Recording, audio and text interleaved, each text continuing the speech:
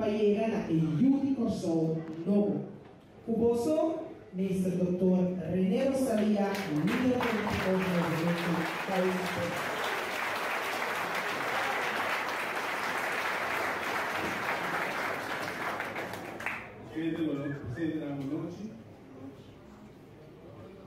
A noche nos está pidiendo para denunciar un acto de colonialismo holandés.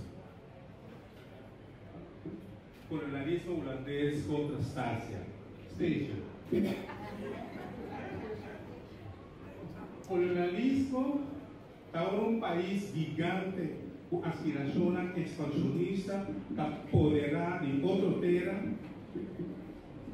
y hacer tierra en Irán. Tierra con no Irán. Tierra que ya tiene otro dueño.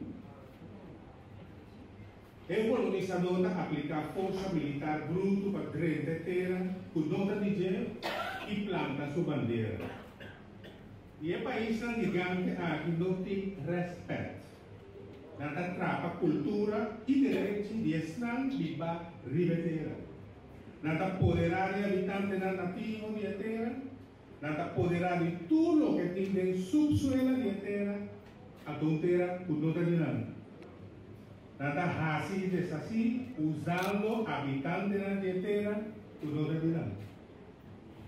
Hay dos estrategias que son más importantes que me gustaría pasar de noche. Hay dos estrategias de colonizador que son más importantes, más relevantes y más crueles.